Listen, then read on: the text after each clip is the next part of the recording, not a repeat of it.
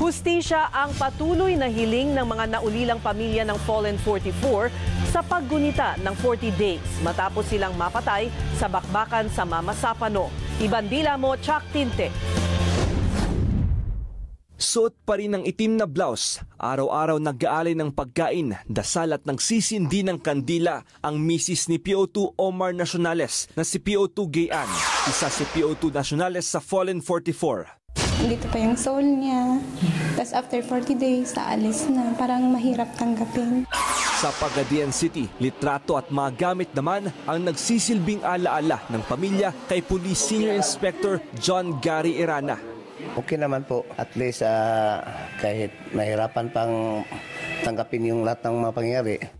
Sa Baguio City, hustisya pa rin ang hiling ng mga kaanak ng Fallen 44. Naksiptar pa ang nangyari, pero yung sakit pa ng isang ina na nawalaan ng anak, nandito pa rin sa aking puso. Ganito rin ang hiling ng mga kaanak sa Iligan. Tumaas talaga kami sa hustisya kung sino ang dapat managot.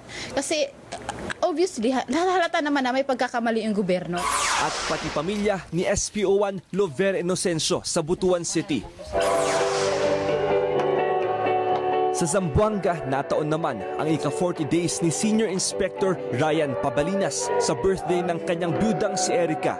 Kaya hindi niya mapigilang maluha habang binabati ng mga kaanak. 40 days na po and birthday ko pa po. Wala man lang po kami naririnig na justice para sa kanila. Ikinadismaya ng ilang kaanak ng SAF 44 ang pahayag ng MILF na self-defense lang ang kanilang ginawa. Nanawagan silang pairalin ng batas ng Pilipinas. Sa Lunes, lalabas na ang resulta ng investigasyon ng PNP Board of Inquiry. Tiniyak ni PNP OIC Leonardo Espina na may mananagot sa pagkamatay ng Fallen 44. Importante sa BOI, operational audit.